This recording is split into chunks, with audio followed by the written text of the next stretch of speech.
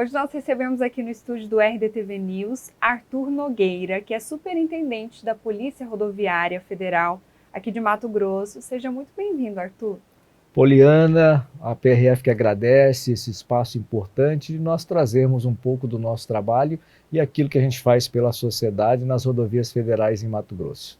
Eu já quero saber de você, né, porque o ano acabou de começar, temos 2 meses aí, né, que já foram embora, mas tem algum balanço da PRF até o momento de apreensões, de operações também nas estradas? Nós temos um banco de dados de estatística que nos ajuda muito nas ações futuras. Todas as operações de feriados prolongados que existem, elas são pautadas nas estatísticas dos últimos anos, para que a gente possa mitigar e minimizar principalmente os acidentes de trânsito. Nós encerramos agora, dia 18 de fevereiro, a maior operação da PRF, que é a Rodovida, iniciada em 18 de dezembro de 2023. São 60 dias. Ela abarca o início das férias escolares, pega a Operação Natal, Operação Ano Novo, dá continuidade nas férias escolares e se encerra logo após o Carnaval. Então é um esforço em nível nacional para que a gente possa reduzir os impactos dos acidentes de trânsito nas rodovias federais em todo o Brasil. Nós estamos falando aí de quase 70 mil quilômetros de rodovia, em período em que o movimento aumenta muito, sobretudo de automóveis que geralmente saem só nesse momento de férias, com pouca experiência, se misturam com a maior característica de fluxo que nós temos, que são os veículos de carga, porque o Brasil ainda transporta muito por esse modal rodoviário. Então essa operação ela serve de laboratório das estatísticas dos anos anteriores e de uma base para o dia a dia da PRF, aonde a gente precisa atuar. Quais são os pontos mais críticos, quais as temáticas principais que a gente precisa fazer a fiscalização e quais os momentos de realizar essas fiscalizações. Então a PRF hoje ela é toda tecnológica, os sistemas estão na palma da mão do policial e ele consegue fazer esse monitoramento e se deslocar com as viaturas para chegar nos pontos de maior necessidade. Há um número muito grande ainda de acidentes, de mortes, só em Mato Grosso foram 272 pessoas que perderam a vida em 2023 e o nosso objetivo é sempre tentar reduzir esse número com os impactos na redução do número de acidentes. Quais seriam esses pontos mais críticos que você citou aí para gente? Em Mato Grosso nós temos 5 rodovias. É a 070, 158, 163, 174 e 364. A grande espinha dorsal é a 364, 163 e 070, que se sobrepõe de Rondonópolis até chegando em Diamantino. Mais basicamente, essa espinha dorsal chega até o Trevo do Lagarto em Várzea Grande e parte para o sentido Cáceres, que vai acessar Rondônia, e sentido Sorriso, Sinop, região, que vai chegar no estado do Pará. A 163, sem dúvida, é o ponto mais sensível hoje. Então nós temos 163 após Diamantino, que é aquele trecho que está sendo duplicado agora até Nova Mutum. Temos as travessias urbanas de Luca do Rio Verde, Sorriso, Sinop, Guarantã, Peixoto de Azevedo, que são sensíveis porque os municípios cresceram de um lado e de outro da rodovia. Há essa travessia, então há necessidade de construção das obras de artes, viadutos, passarelas que ainda não existem, a fixação de iluminação para facilitar. Então, o trânsito de pedestres, de ciclistas e motocicletas envolvido com os veículos de carga que tanto descem sentido Rondonópolis para o porto terminal ferroviário, quanto sobem para Miritituba, no Pará, é muito grande. Nós estamos falando aí de cerca de 25 a 30 mil veículos de carga circulando só nesse trecho. Então, há uma sensibilidade, um número de mortes muito maior nesse trecho. E como que está sendo o trabalho da PRF, Arthur, na rota do tráfico, né? A gente sabe que as nossas fronteiras ainda têm uma sensibilidade, né? A gente ainda ouve falar muito sobre casos de tráfico de animais, tráfico de drogas. E o nosso estado também é um estado que acaba sendo fonte de tudo isso, né? Como que tem sido o trabalho da PRF nessas fronteiras?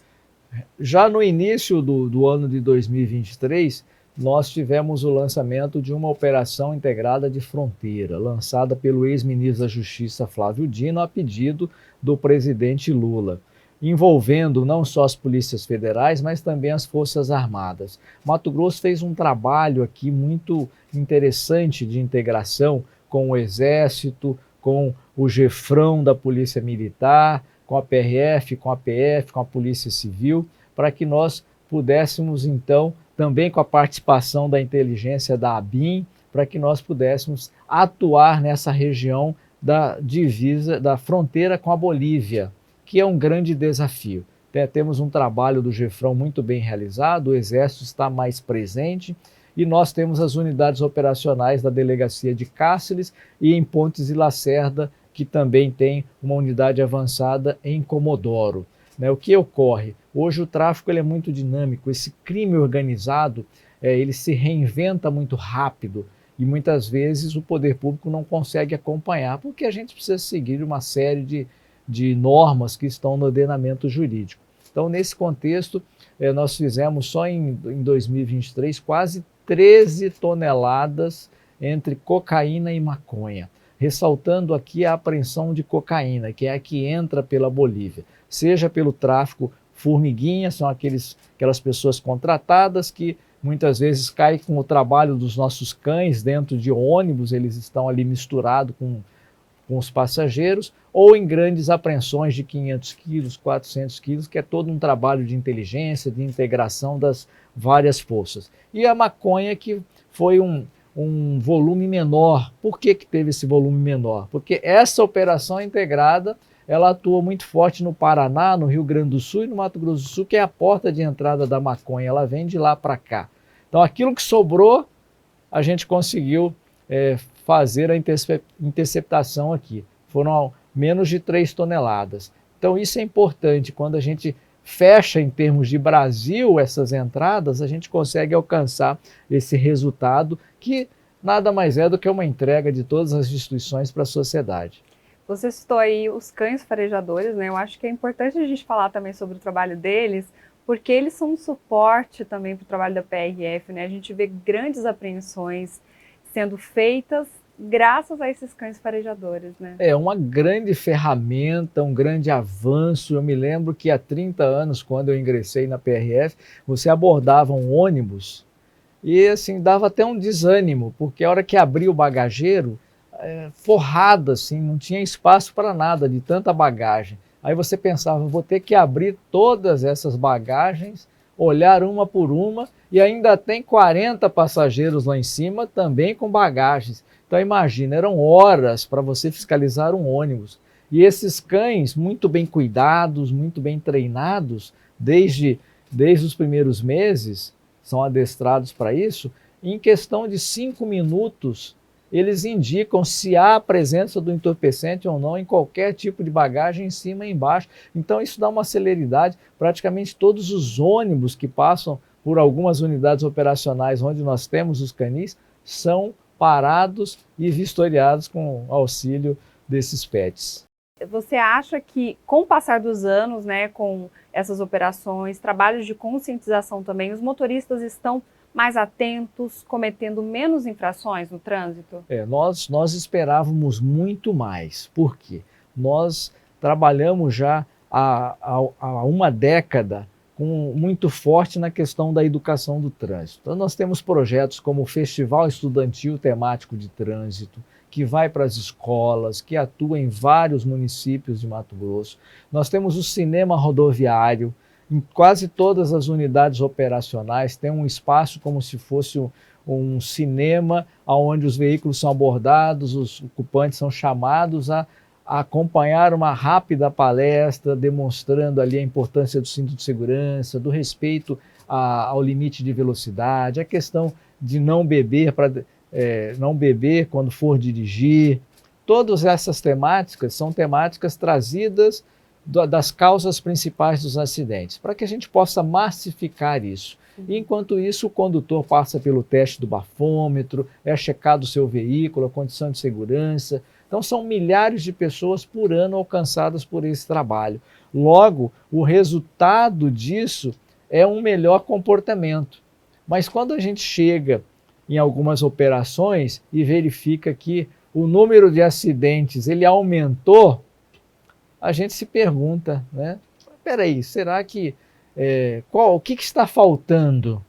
Né? Eu costumo dizer que a PRF ela não pode, não consegue estar presente em todas as cabines de veículos de carga ou dentro de todos os veículos.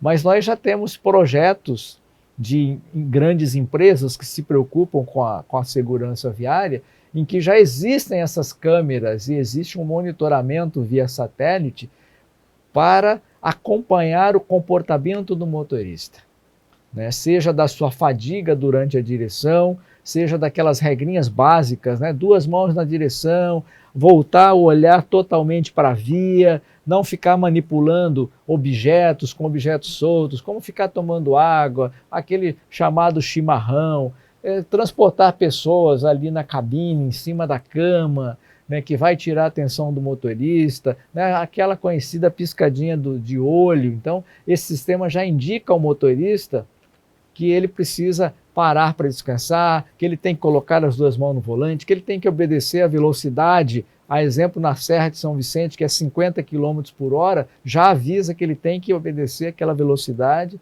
naquele trecho que é um trecho considerado crítico e sensível em relação a acidentes. Mas qual que é a boa notícia, Poliana? É que a gente percebe que há um ponto que a gente está acertando bastante.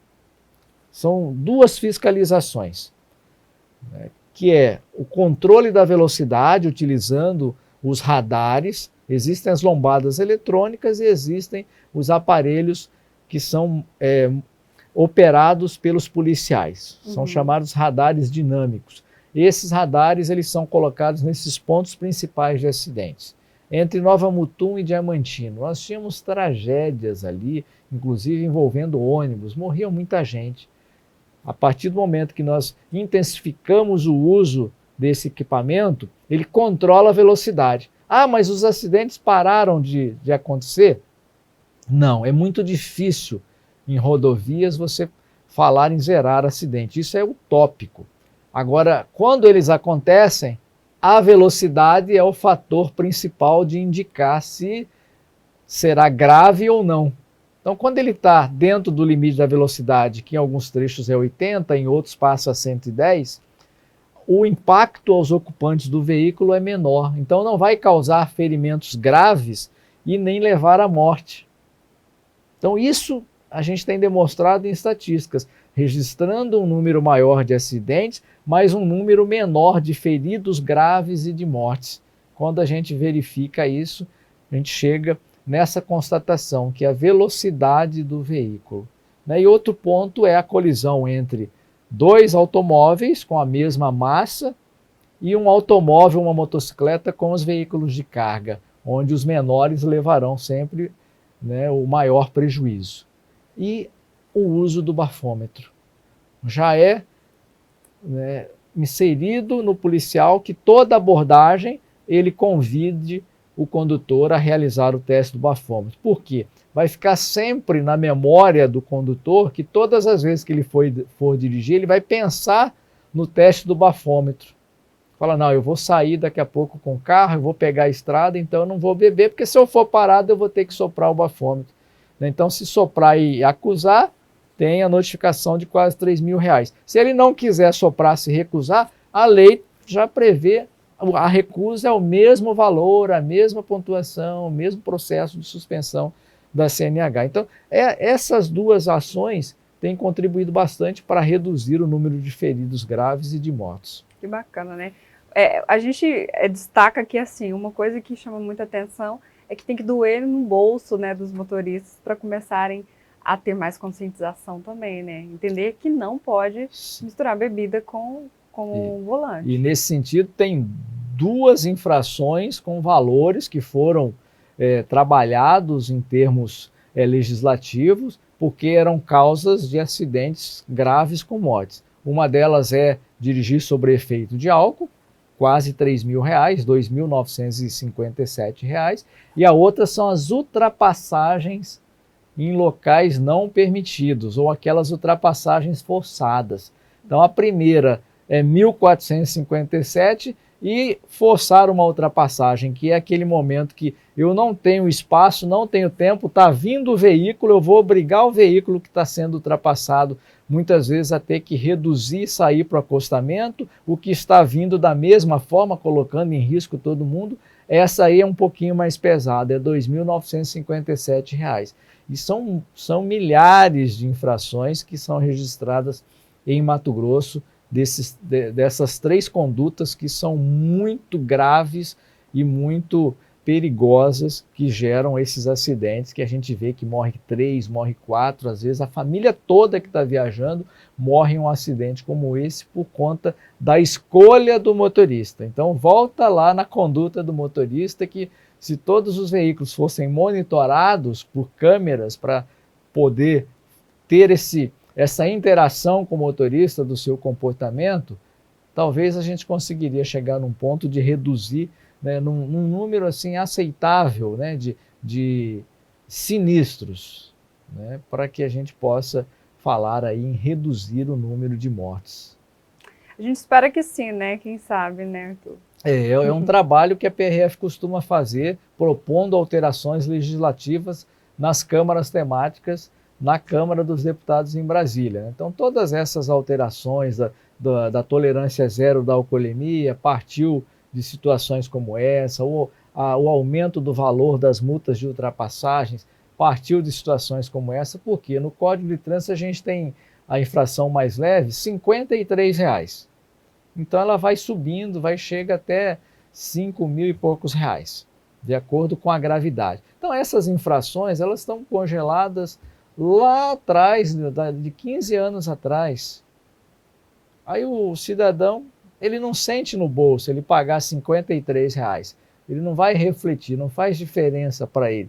Mas quando entra ali no documento dele, do registro, quando ele vai fazer o licenciamento e se depara com um valor de 1.457, 2.957, muda de figura.